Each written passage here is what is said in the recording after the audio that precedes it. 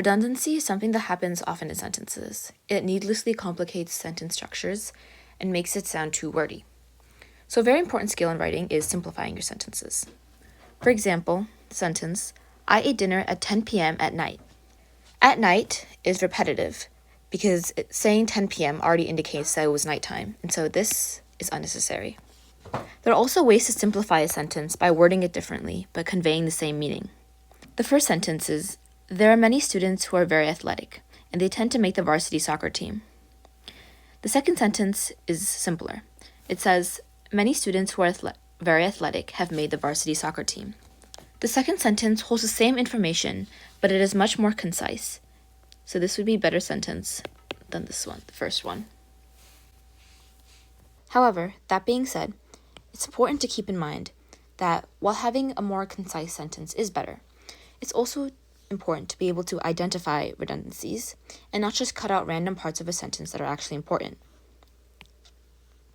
It is also important to use logic when effectively combining two sentences to make it one shorter sentence. After you've eliminated certain things in the sentence that make it wordy, you have to use logic to look for an option that gets you closest to the intended meaning. Miscellaneous others are a collection of minor but important concepts that don't really have an overarching concept, but are still necessary to talk about. The first one is verb conjugation rules for if. When we hypothesize or use words such as if, and as though, we're stating things that haven't happened or haven't happened yet, and we enter the subjunctive mood, which is basically how we express hypothetical situations and outcomes. Hypothetical situations come in two clauses, condition and result. And you can express these situations in 3 time frames, the present, past, and future. So the condition is the part of the sentence with the if statement and is describing a possible situation, while the result is describing what would happen based on the possible situation. So for example, in the present time frame, the condition is in the past. So if I miss practice, the result is that my coach would be angry. So in the present time frame, in the result there would be either would, could, or should plus infinitive. So in this case, makes more sense to use would and the infinitive, which is be angry. In the past time frame, the condition would be past perfect, so it would be had plus past participle. If I had missed practice, my coach would have been angry. So for the result in the past, you either use would have, could have, or should have plus the past participle. And in this case, they used would have plus the past participle been angry. For the future, the condition is in the present. If I miss practice, my coach will be angry. So the result is will plus the infinitive. In a previous video, we've discussed the noun plus preposition plus which structure. However, this can also be replaced with a supplement modifier, with or without the preposition with. So an example of that is, the art award was given to Joan, with her writing receiving an honorable mention. So this sentence includes a supplement modifier with the preposition with. The art award was given to Joan, her writing receiving an honorable mention. This sentence also includes a supplement modifier, but the only difference is it doesn't include the preposition with. But these sentences are both still correct. The third is number agreement. When a sentence contains 2 nouns that should have the same number, it is important to pay attention to number agreement. For example, Joan and Anna want to be artists. The 2 nouns in this sentence are Joan and Anna, and so artists has to be plural. So let's look at another example. Dean and Paul are an ensemble member in the musical versus Dean and Paul are ensemble members in the musical.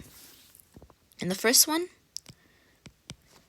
there are 2 nouns, and yet ensemble member is singular. In the second one, there are also two nouns, Dean and Paul. And ensemble members is plural. So the second one would be the correct one, because if there are more than one noun, then ensemble members has to be plural. Imperative statements are sentences when someone is ordering somebody else to do something. For example, go away, listen to me, or stop.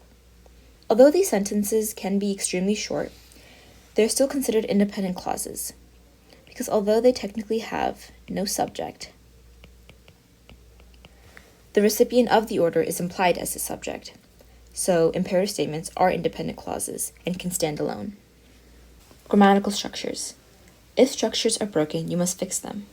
For example, this sentence, I am as talented compared to Eliza, is grammatically incorrect because it violates the as structure, which is as plus an adjective or adverb plus as. And this is used when comparing things that are somewhat equal. In this sentence, using the word compared indicates the subject and Eliza are not equal, and yet the word as suggests that they are somewhat of equal talent. And so to fix this, the sentence would change to, I am as talented as Eliza. The second sentence, Sally is not only smart but pretty, violates the not only but also structure, which is subject plus verb plus not only plus adjective plus but also plus the second adjective. And the adjective can also be replaced with a verb in certain situations.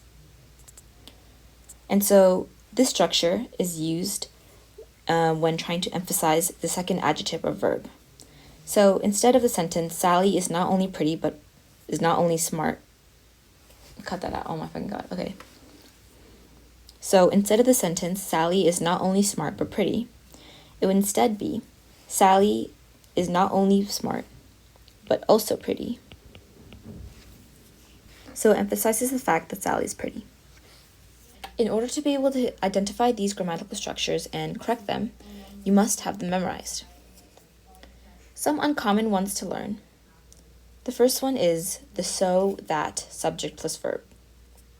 Christy was so talented a performer that she received a standing ovation. So the subject is she, which is Christy, and received, which is the verb.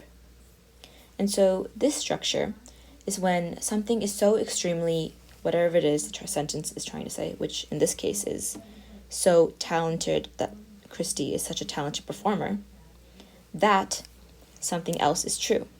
And so in this case, that something else is that she received a standing ovation. It's similar to cause and effect. So Christy received a standing ovation because she was so talented a performer.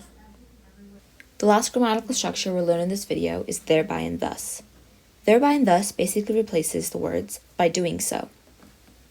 In the sentence, Rachel became team captain, thus becoming the first female captain of the soccer team.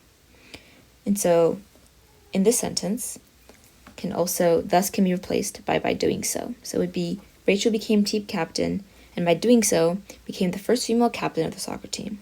But thus is simply more concise and efficient. And so when using the words thereby and thus, an and before it is optional. So the sentence can either be Rachel became team captain, thus becoming the first female captain of the soccer team, or Rachel became team captain and thus became the first female captain of the soccer team.